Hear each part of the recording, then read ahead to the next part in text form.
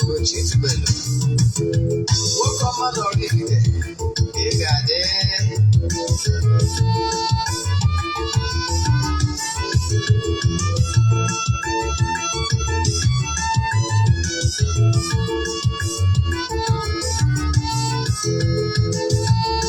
Ọdịnala bụ eziokwu. Ọdịnala bụ ụzọ ndụ.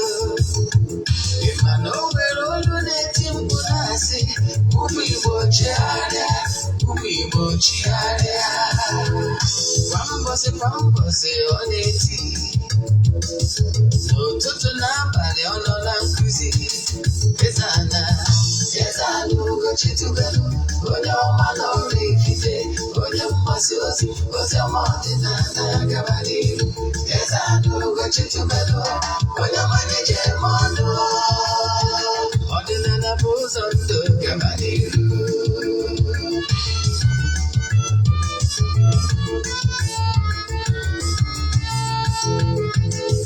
Eze-Ana Ugochi tubelu, onye ọma na oraifite, onye mgbasa ozi ọma ọdịnala gaba n'ihu. Eze-Ana Ugochi tubelu, onye ọma na-eje eme ọnụ. Ọdịnala bụ ụzọ ndụ gaba n'ihu. Eze-Ana ga-adị, Ugochi tubelu ga-adị, Ugochi tubelu tempụl ọ ya adị. Maka na eziokwu anwa jaja ndị okenye ga-adị fọnda mba gị, ndị ochie adị fọnda mba gị. Fọdụ sikala aka ụfọdụ ụmụ Igbo si anyị rapụ nke anyị na nke faka mma buru Baịbụl bịa akwụkwọ akụkọ mepekwa chọọchị fa obodo ụka dịkwa. Mana Ugochi tubelu ekweghị ekwe, Eze-Ana si na ọma mme ọdịnala ọmanwụ chacha. Oge ọbụla ọ na-eti, ọ nọ na nkuzi, Chukwu abịa ma gbaa gị ume, ọdịnala ya dị. Ụtụtụ ọma na ụmụ ọdịnala Igbo, abịakwa m n'oge awa nke eziokwu, oge anyị ji awa eziokwu niile agba, nke ọ bụ mụnwa bụ Ogbuefi Eze-Ana Ugochi tubelu na-anọ n'isi. Maka ndị ọ bụ tata ha bụ izi ha na-afụ m, abụ m onye isi nchụaja na Ugochi tubelu ọdịnala tempụl. Anyị na-agba afa miri emi, lụkwazi ọrụ mmụọ dị iche iche. Abụkwazi m onye isi nchụaja na ọdịnala Restoration Prime Minister, bụrụkwazi onye mgbasa ozi ọdịnala Igbo. You can call me an ordinary evangelist.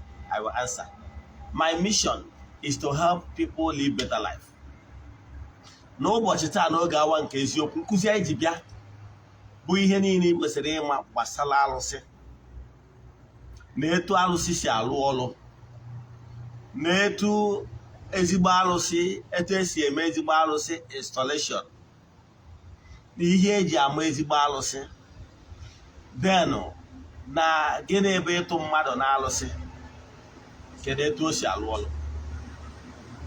Ọ ihe ndị a ka anyị ji bịa. Ige ntị, I can tell you what you will learn today will help you a lot in life. And ị na-watch video na-emetụ aka na share button ka nwanne gị na nwanna gị might save life. And believe in me, once you save life, the credit goes to you. Kwe ka ndị afọ n'anya, ndị nna nna anyị ha were gị kwara ngwa ọrụ site n'imetụ aka na share button. Mana before ngaba n'iru, ọkwa dị mkpa. Echefuna na aja anyị na-achụ kwa ọnwa nke ọnwa June bidoro yesterday. Ọ na-aga n'iru. Enyego dị n'ụtụtụ aja chụọ aja na temple. Present here the prayer request of my fans. Ndị sonyere na aja nke ọnwa June to entities of powers. Wee kwubi okwu n'isi ha, n'isi mkpa ha. Achụga aja ndị ọzọ sienu. Etu aka anyị ga-emegide wee ruo na 19th a ga-achịkọta ya. aja bunye na aja ipụta ihe aja esigoro na ya bunye ndị mmadụ elu maka na ike dị na aja iri n'igwe. Ọ bụrụ na ị chọrọ isonye na aja nke ọnwa Julaị, chaatị m na WhatsApp, i send ya 3 prayer request, make donation token to the account number. Ị chaatị m na WhatsApp, agwazie gị other details I need from you in order to book you. Echefuna na distance abụrụ ịbara ya n'ọrụ mmụọ maọbụ na afa anyị na-agba. Canceling wụ free mana afa na-akwụ ụgwọ. Ihe nchọ ka nkọwalụ gị bụ na anyị anaghị eshi ihu ọrụ na social media maka na ọ bụrụ ihe anyị bịara, ọ dịrọ necessary. Yọtara ya? Yes. Abụ m onye mgbasa ozi ọdịnala Igbo. Nke ọzọ nji maka ya wee bịa. Echefuna na annual festival anyị nke kacha wee dịrị nso kịta bụ nke September 16 for children of the temple. Nke a bụ ihe kwesịrị ịma maka ndị niile bụ children of the temple. Then nke ọzọzi ọkwa ọzọ dị mkpa bụ ọ bụrụ na ị chọrọ ịwọchị ihe onyonyo anyị, our Nollywood movies, gaa na my Nollywood channel, movie channel akpọrọ Ugochi tubelu movie productions. Ebe a ka ị ga-awọchị our movies, that true life stories. Nke a bụ ihe kwesịrị ịma. Nke ọzọ, ọ bụrụ na ị bụ an engineer or television production engineer, ndị na-afụ maka create channel as in free to air, ụdị ya ndị chọọchị si na-eyuzu n'ime wuri ihe dị ya, ma ọ bụ n'ime onye nwere ike ime chat me on WhatsApp. Then ka anyị gaba n'iru n'isiokwu anyị ji bịa. Gee ntị ma gee ntị nke ọma. What you will learn today will help you. Ọ bụrụ na ị chọrọ na o nwere ajụjụ ị nwere na nkụzi a na-akụzi, ma ọ bụ na o nwere ihe ị chọrọ, ma ọ bụ na ị chọrọ ka agbaala gị afa miri emi, send ya message na WhatsApp 0805-7837672. I repeat, 0805-7837672. Ma ọ bụ na ị chọrọ isonye na aja ọnwa kwa ọnwa. Ka anyị gaba n'iru. Akụwago m gịnị ebe arụsị. Original concept of arụsị alụkwụsị bụ na mmadu bụ mma nke ndụ nwere power. Ikechukwu okenyere mmadụ nwere power n'obodo dị iche iche maka ihi mkpa dị iche iche. Na-enwere ndị anjelu nke Chukwu na-ejere Chukwu na mmadụ ozi. Achọrọ m ka I use the simplest terms for you to understand what I'm saying. Ka m bido n'ihe ma wee maa atụ. Ndị ụka ọbịa kọwakwuru gị ihe njichọ ka nwere ụka ọbịa maa atụ bụ ka si n'ihe ma ọkwa ikwenyere na akụziri anyị ma anyị na-eje ụka ọbịa na-enwere 9 choirs of angels. Ọkwa eziokwu. Ọkwa akụziri anyị na-enwere 24 elders nke dị na akwụkwọ mkpughe Revelation. Ọkwa gwara anyị na-enwere ihe anọ dị ndụ. Ọkwa gwara anyị na-enwere principalities and powers. Ọkwa gwara ya. Ọkwa anyị kwetara nke bụ eziokwu na nkụzi nke abalị. Chukwu okike nke kere elu ka na unmovable mover nọ na throne ya wee kezie ndị anjelu nke Chukwu niile wee keelu ha ọlụ eke maka na ekele ọlụ eke. Ị ghọtara ya? Ekele ọlụ eke. Etu esi wee bịa ka m nwere movie match na movie production. Enwere director. As a movie director, m nwa na onwe mbụ a registered movie director. Na-edekwa script, bụkwa script writer. Now, mana ekele ọlụ eke enwere ike ndị na-eme nwee actor, nwee actress, ghọtara ya, nwee DOP, director of photography. Now, etu a ka esi wee nwee department by department. Ndị ọbụla nwere ihe a kacha mara eme. Etu a ka Chukwu okike si wee kee ndị anjelu nke na-ejere Chukwu na mmadụ ozi, department by department. Ka mmadụ atụ. Enwere ndị anjelu ndị ọ bụ ha bụ ide eto Chineke na ịda afọda creation.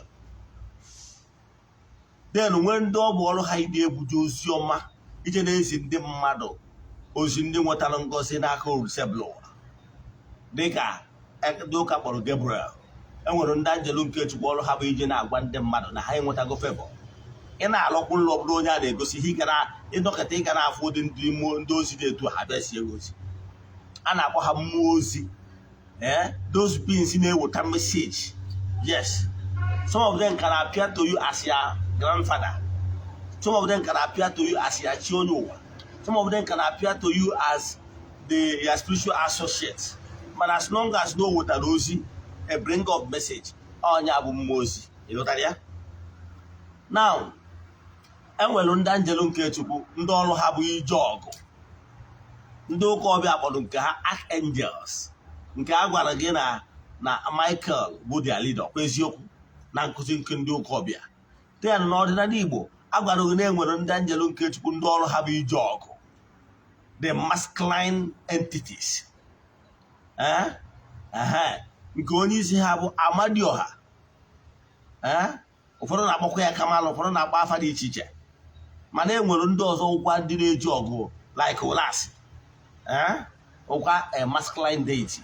So onye na-achịkọwara gị bụ na ihe nne na nna anyị ha nwere before ndị ụka abịa bido gwawa anyị maka hena ndị adịna n'Igbo enwego ndị egere na ndị mbụ ndị adịka ntana, enwego ndị dị iche iche na-ejere Chukwu na nwee ma ndị ichie, ndị niile have entities of powers. Achọrọ nke ịghọta ọfụma.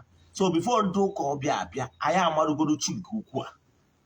Now ndị nna nna anyị ha site na ntụziaka nke mmụọ nsọ, ezigbo mmụọ, maka na mmụọ nsọ abụta ka o bidoro. Ọgwụ na akwụkwọ Genesis 1 ị ga-afụ sị na mmụọ Chukwu na-agagharị, Spirit of God is upon waters. Now mmụọ nke na-eweta ọdụdọ nsọ ọnya bụ mmụọ nsọ, nwere ihe ọzọ. Now before ndị anyarị abịa weta ụka ọbịa, ndị be anyị maara bụ Chukwu na-communicate in the line of spirituality.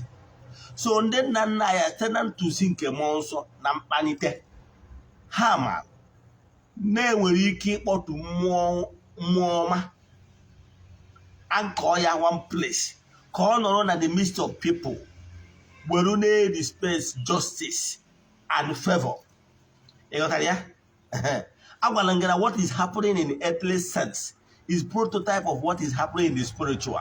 Ka mmakwa atụ nwere ihe mama atụ na gọọmenti na-agba adọgido n'obodo because of etu ihe si eme n'obodo. In order to maintain law and order, gọọmenti wee decide ya na-aga site police station na ya community. Gọọmenti decide na-aga site a judiciary na ya community. Ihe niile abụ ka ihe wee na-aga n'anya na community. Ọkwa eziokwu for the well-being of the people bi na ya bụ community. Ọkwa eziokwu. Etu aka ndị nna nna anyị bụ n'obi wee kpọtuo ndị anjelu nke Chukwu dị iche iche n'obodo dị iche iche, kpọtuo ndị anjelu nke Chukwu. Nwere ndị ọrụ ha bụ inye ọmụmụ, nwere ndị ọrụ ha bụ ije ọgụ, they protect the town, wee dịrị gabazie. So alụsị ọbụla nwere ihe ebu n'obi wee kpọtuo ya. Enwere ndị arụsị ọrụ ha bụ ịpịawa ndị amoosu azụ, that is anything ọbụla bụ negativity, obi ọjọọ, ya bụ ọrụ ha ya ka ọjọọ. Nwee ndị ọrụ ha bụ iweta ozi ọma, iweta ihe ọma. Ịghọtara ya? So ndị nna nna anyị ha site na amara na ntụzi nke Chukwu okike, ha gwere the authority na ebe ọbụla mmadụ na-abụghị ịtọ nọ wee kwubie okwu na ọ ga-adị ile, ewee wube alụsị dị iche iche dị n'obodo dị iche iche. Ịghọtara ya? Now after ka ewubechara alụsị dị iche iche, ewee kwụzie dị etu a ga-esi wee na-enwe the chief priest adịka onye nchụaja na-agba ụkọ, onye isi ịgba ụkọ na ya bụ mmụọ. Etu a ka esikwa wee nwee n'obodo dị iche iche. Enwekwara mmụọ ndị ọzọ ọ bụkwa site na ntụzi nke mmụọ nsọ with inspiration akpọtuo mmụọ ndị dị etu a, ndị nọkwara na-agagharị na-eme mma, na-alụ ọrụ dị iche iche n'obodo inweta ọdịmma nke ịfụ na oke ndị mmadụ na-eru ha aka. Ịghọtara ya? Ụdị adịkwa. Now mana nyewo arụsị niile ehibelu n'obodo dị iche iche na mba dị iche iche was done out of love, was done out of ka ọ dịrị ndị mmadụ mma, was done out of ka ike nke Chukwu biri n'etiti ụmụ mmadụ. onye siri gị na ike adịrọ na mmadụ enwere ike ịkpọtụ ike nke Chukwu ka o biri n'etiti mmadụ. Onye na-egwu mmadụ kwuo etu ịma na onye a aghọtara how things work. Mmadụ bụ mma nke ndụ nwere ikikere ịkpọtụ ike nke Chukwu ka o biri n'etiti mmadụ. Mgbe anyị na-eje ụka ọbịa echefuna site n'okwu odido dị asọ na fada na-ekwu okwu wee kpọtuo identity ha kpọrọ n'ọbụ chi ha bụ Jizọs, kpọtuo ya na achịcha maka na ọnụ mmadụ bụ ọnụ mmụọ onye ahụ chụọ aja ọ bụrụ onye ọbụla ka emie. Mana ha kwenyere, achọrọ ka nwere nkụzi ihe ma wee mara gị atụ. Ha kwenyere site na the proclamation of that a priest na okwu bi okwu wee kpọtuo chi ha ya banye n'ime achịcha na ọ ga-abanye n'ime achịcha. Ọ bụrụ na o mesizie ya ọyọọ belụ kwụọ belụ fee incense genoflet ya ọ kasisi ụka o burukwa ya bụ oriri ya nwa o bere ibu n'ọkpọtugo chi ya je tinye na monstrance tinye na chapel ndị mmadụ eje ebe anwa na-ebe ekpere and onye kwere ọbara iwu ọ dịkwara ile ịghọtara ya. Mana bifo ndị anyarị abịa ndị be anyị na-akpọtụpụrụ mmụọ ịghọtara ya. So ị nwere ike ịsị na ndị ụka kpọtụrụ mmụọ mana ikwenyerozi na ọdịnala kpọtụpụrụ mmụọ bifo ndị ụka abịa. So ihe mere ụgbọ ọnwụ na-adọtụrụ arụsị ewu anjelu nke Chukwu ka akpọtụrụ for the well-being of the people. Mana ka m gwazie ihe mere na along the line dịka ihe ọbụla gbasara mmadụ, ihe ọbụla enwere nke ọma enwere nke ọjọọ ya, dịka etu esi nwee ezigbo mmụọ nwa ajọ mmụọ kwa eziokwu. Ihe ọbụla nwere mmadụ involve ga-enwerịrị original and counterfeit because na obi mmadụ dị aghụghọ. Enwere ezigbo arụsị ewupelụ maka ịfụnanya, ewuwere ma wute ihe ọma n'obi. All those beings, these entities ka akpọtụrụ from the light region. Agwara m gị na enwere the light region nwee the dark region depending on where you are operating from. So ndị a ewubelu having love in mind for the well-being of the general public because na ihe ha mere bụ noble act and with noble intention longing for what is the purest. Now with that ability they succeeded in calling down and anchoring the light.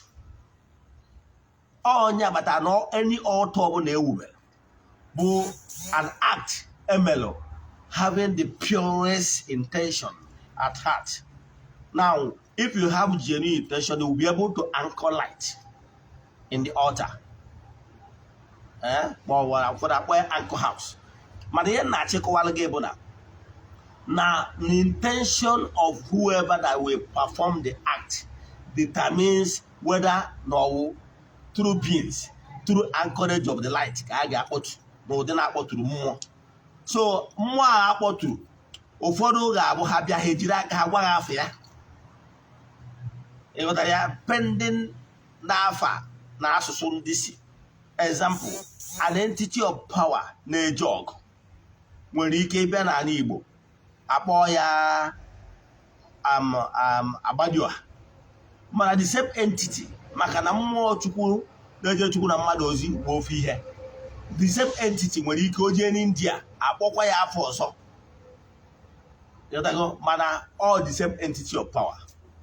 E nwere ike nye na-arụsị ọzọkwa ndị Yoruba nwere ike kpọkwa ya afa nke ha na-asụ be ha maka na nkụ dị na mba na-eghere mba ndị mmụọ ama abịa n'obodo unu nye unu afa unu ama aghọta the meaning. Ịghọtara ya? Ọ ga-akpọrọ unu gwa afọ unu ga-aghọta. So mana ofu ala ji aka na-achụrụ anụ. Ịghọtara ya? Now mgbe a bịa akpọtụzie ya bụ arụsị anwa ọ na midst of people mana ebekatazielu corruption dị n'ụwa wee mezie ịgba na-ekwuru na righteousness exalt a nation ọkwa eziokwu na sin is a reproach. Mgbe ajọ mmadụ nọrọ n'oche ọchịchị ndị mmadụ na-ata ntu na-ata aja enwere ike oruzie na turn of onye ajọ mmadụ ka o nekọta okwu mmụọ dị etu anya. Onye ajọ mmadụ ahụ etinyewe mpụ n'ọtọ n'ọrụ mmụọ agbakụdo ya azụ. Mmụọ gbakụdozie ya azụ anwa mmụọ ama adịzi ile. Ụfọdụ na-ejeje kpuo mmụọ ekpuo ịghọta ya ọ maghị ihe mmụọ a na-asọ. Ịghọta ka o nwere ike mgbe aha ndịrị ya ova aha ndịrị ya gwa ihe mmụọ a na-asọ ọrịgota n'oche as the chief priest o jee mee nya bụ ife ka mmụọ wee gbakụdo azụ okpuo mmụọ anwa mmụọ ama adịghị ile ime ihe ọ ga-emezi o jee gwọtazie ọgwụ. O nwere ike gwọta ọgwụ a debe in a separate place weluzie ọgwụ a na-egbu ndị mmadụ. Ịghọtara ya? Ka m gwa gị ihe bụ arụsị. Arụsị wụ for justice na ihe ị ga-eji wee mee ezigbo arụsị. Yes, arụsị ọbụla ijelụ na ya ka ikpesa mmegide na akaje emere gị, ezigbo arụsị is for justice. Ezigbo arụsị ga-anọ kpee ikpe nkwụmọtọ. Ebe kọsara arụsị ezigbo arụsị ihe mmadụ mere gị, ihe arụsị a ga-ebu ụzọ wee mee bụ complain ka ị bịa lee. Ihe a na-eme na law court ka ọ ga-eme. Ịbịa weta ha complain, ife a ga-eme ọ na arụsị ahụ ga-ebili jee gwa weta ihe na-akpọ demand notice, jee gwa arụsị na mmụọ nsọ onye ahụ iweta complain ya, si ya na ewetakwa complain onye na-etu a n'obi m. Ịghọtara ya? Then ọ bụrụzie na onye ahụ eweta complain ya mejọrọ mmadụ bụ onye ma mmụọ na-arụ ọrụ mmụọ, mgbe ahụ abịa weta ya complain, ihe ị ga-afụ na nlọ mmụọ gị na ya so ga-abịa sie gị ozi na nlọ gị nekwa na all is not well, na o nwere arụsị wetara complain gị. Arụsị a nwere ike ịbịakwute gị n'ụdị many form. O nwere ike ịbịakwute gị n'ụdị nkịta na-achụ gị ọsọ, ma ọ nwere ike ịbịakwute gị n'ụdị eke, o nwere ike ịbịakwute gị n'ụdị any form. Mana ụdị ihe ahụ bịa, ọ bụrụ na iwe onye dị intuitively alive, a ga-agwa gị iji gbaa afa ị mara ebe ihe na-emeghịzi. Ịghọtara ya? So ị ga-enweta feeling maka na igbu onye na-arụ ọrụ mmụọ. Mmụọ anwa na-agaghị dị gị nọ ka ya get man, onye ga-enweta ka ihe ebudo nweta complain na nwere report enweta na o nwere akwụkwọ abịa sabụ. Then gị nwere onwe gị ahụ mara ebe mmiri si bara opi ụgbọ.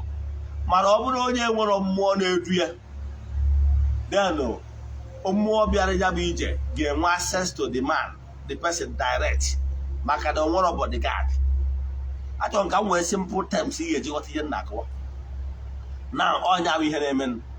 Mana ọ bụrụ na ịbụ onye ma mmụọ na-echukwa mmụọ na-arụ ọrụ mmụọ dị n'ụzọ gị, anyị anwụrụ gị ka onye nwere mmadụ, maka na mmụọ ahụ ị na-arụrụ ọrụ ịnọ na ya, mmụọ ahụ na-echekwa gị ga-ebu ụzọ bụrụ ya getman, blọkụ kere ihe email, nweta complain, bịa pasịala gị na complain enweta. Na enwetata complain, ezigbo arụsị ga-eme bụ ọ ga-inform arụsị sibe nne gị na arụsị sibe nna gị na mmụọ niile so gị. Ọ ga-akarị ha along maka na ọ na-ekpe ikpe ziri ezi na ihe nwa ụnụ Okeke mere, maọbụ na ihe nwa ụnụ Okonkwo mere. Ịghọtara ya? Then ụmụ mmụọ ikwu nne gị na mmụọ dịbe nna gị na mmụọ so gị ewee sị na nwa ya adị ihe na ọ dị very stubborn, na aka ha na ụkwụ ha adịrị ya, na ihe o mere na o dizabụrụ ka ọ taa afụfụ na ya. Mmụọ ahụ kwesịrị protect gị, abakịa gị. Then arụsị ahụ abịa complain case gị, ewee follow normal process wee kpee ikpe gị, ekpesi ikpe gị, find ya gị guilty as charged. Ma ọ bụrụ na gị nwa na onwe gị mgbe ị nweta anya bụ ozi na-atụrụ n'arụsị na ichighara azụ, na ọ bụrụ na atụrụ n'arụsị wetara ya akwụkwọ na atụrụ n'arụsị, ị kwesịrị ka i jee. Ịghọtara ya?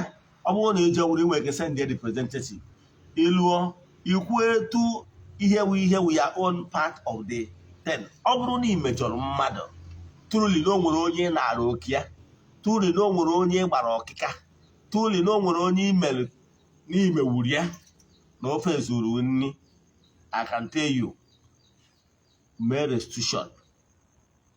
Ọ bụrụ na ị nwere ike inyechigawa onye ahụ ozugbo, nyechiga ya. Ọ bụrụ na ị nwere ike inyechigawa ya, kwue nkwa na bido oge dị etu a ruo oge dị etu a na ị ga-eji nwa nwaanyị na-enyechi ya ihe a. Obie nidere ịdachi, maka na obie nwere onye obie na-eri nke ọjọọ. Obie dachighara, o nwere ihe a na-akpọ ijide mmadụ ọfọ na ogu, ijikwa na ihe mmadụ n'aka ike si na o nwere ihe onye a mewu. Mmụọ na-ehe ya, onwe onye imejọrọ mana ịma na imejọrọ ya yọọ ya mgbaala. Ọ bụrụ na ihe ị nwere ike irite ọnụgwụzi tinye obi ọma na ile ọma ka ejina ji aga n'ogwu. Ihe niile abụ ihe a na-ekpe n'ikpe na mmụọ, mana ọ bụrụ na ị kwetara sị na m jighị ụgwọ na m na-akwụkwanụ antụli mmụọ afụ truli niile eme ka efe ọdụ ka ịkwụ onye bụ ụgwọ, arụsị anyị egbughị. Ịghọtara ya? Ihe ezigbo arụsị ga-eme bụ mgbe ọ bịara fụ na ihe a n'imejọrọ kwere ike debe ahụ na o nwere ihe ga-eme, a ga-pass the whole judgment and they will find good as charge. Ịghọtara ya? Etu o si abụ na mmadụ mejọ ha adịghị achọ meji Naijiria amatụ maka na enwere ike nwee miscarriage of justice. Mana ije obodo oyibo, obodo ihe dị na-aga n'anya n'anya, a ga-ekpe gị ikpe ọfụma, ekpesịa gị ikpe ọfụma, nwee ihe deserve enye the funny sentence to whatever you deserve. So ihe na-achọ ịkọwa bụ na ezigbo arụsị onye ọbụla ijelụ ewee sị gị na enye gị 7 days na arụsị ya egbu gị, ihe a bụrụ ezigbo arụsị. Ihe a bụ ọgwụ agwọrọ agwọ. Ọgwụ agwọrọ agwọ nwere ike ịkọmandị ọgwụ nye 7 days. Ọgwụ anwa eje gbuo onye anwa, onye ọya egbukwa akwụkwọ ofeke, onye ọya egbu ọgwụ agwọrọ agwọ bụ onye akwụrụ ka nwoke si akwụ, onye anara alụ mmụọ, onye ara arụ ọrụ mmụọ, ma ọ bụ onye ebere ivụrụ, ma onye anọ na mmụọ. Ịghọtara ya? Onye na-etu aka ị nwere ike iji wee ọgwụ wee yuzu ihe a na-akpọ projection. Ịghọtago? Yuzuo projection then wee hypnotize the person and probably gbuo the person. Etu ọgwụ si alụ ọrụ.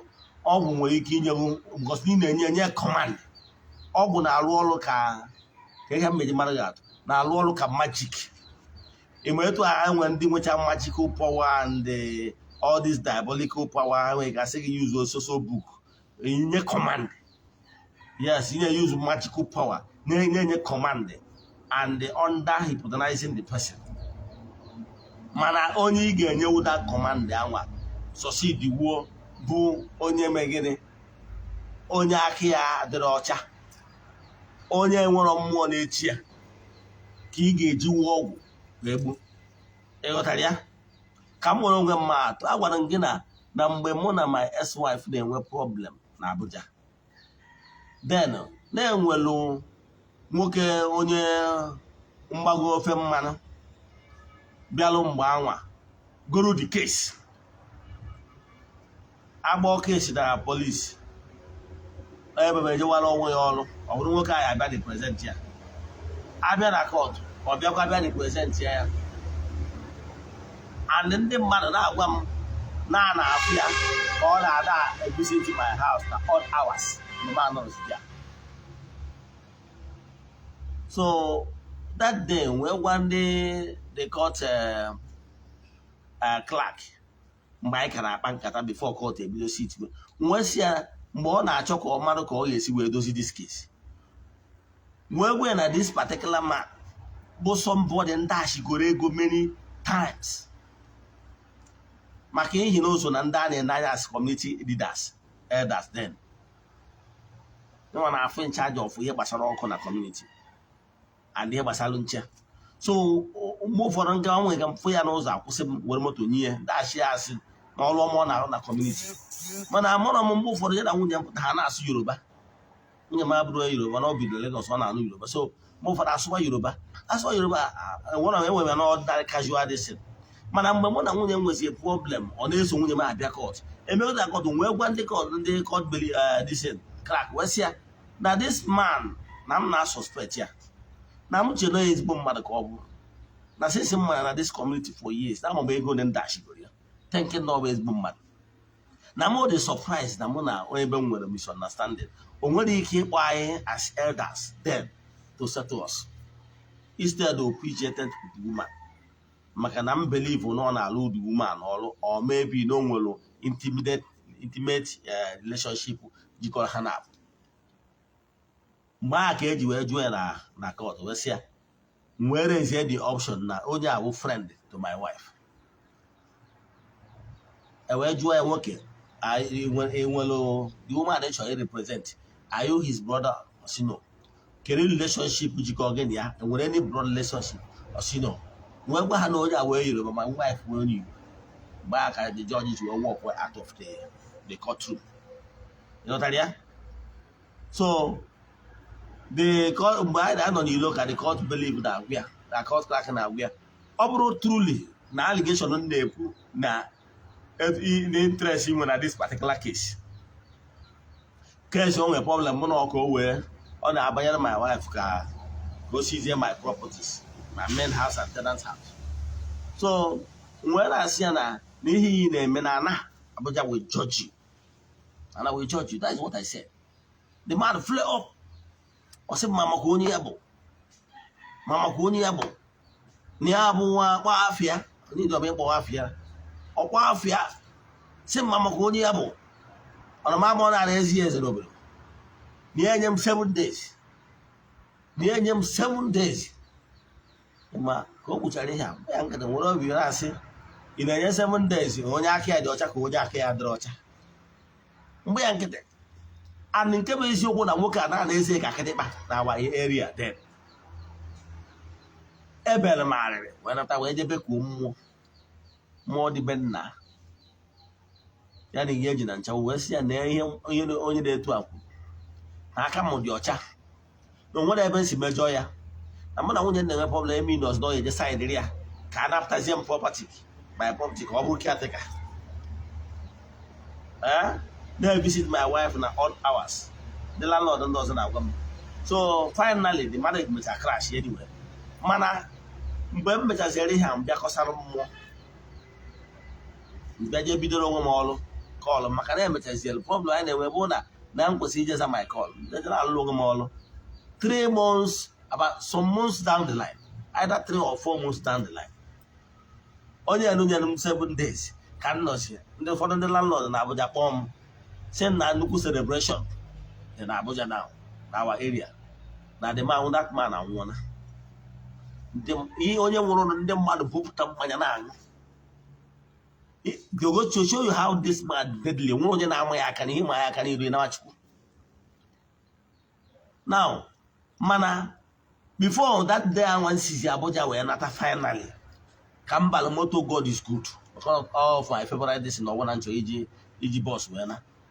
Mba that God is good. Ọ bụrụ na my another fellow landlord gbakwa tiketi ma ga na-agba tiketi online. So mụ na ya nọzi n'oche m n'oche m. Wee fuje m na-eti si na ya nọkwara na mụ na nwoke a nwere problem na court. Ọ sị m na mma na adị agbadị ma n'aka. Ma o nwere onye of our landlord then. Maka na ọ na-agbasi ya ma akaụntụ ihe gbasara ọkụ community fee tinye ọkụ na pool ga-ejenye 30,000. So ndị mmadụ a na-asị ya ma akaụntụ ịma ya aka inwe showdown na-achụ. So the man when I am sim become mu hapu kwa case muka na mma na ada ma de ma na aka. Nwe se an ma hapu case na no mecholo m krebe si mejia. No nyen mu 7 days no se mo na ayom se mu je yi da de man na say for what? Nata je kosaru mo. 7 days ya onye ziri mo. Ihe ni ne bumara nge maka na onye m 7 days be kwa mo se na o ma work. Na aka mo di ocha na ebe ono. After many months, abagom na aga ebe fort. I'm back. Very better than a more. No more some na more so the very ben. Over about police there, but what is you? Kebecha aloibe months later, the man da. You got there? So na check what I gave her. Oburu na ije dupu alo so nguru na ezigbo alo se ki dupu. Ma obo na egbapu da egbe. Si alo si jebo. Azigbo alo se oje puo. Jeru e ma we find their truth. Na ihe izipuru ya the wrong. You go each fire together back to you. Oh, yeah, but I don't follow one on the one the war for Arusi, where you get on when go ya or major more on the Indian boy. Egotaria? Oh, when you go ya or major more on the Indian boy, Macada, more for Nozio Duria or Srassi. Nozo Duria drunk. More can only go that message. Mobro, you grow pure.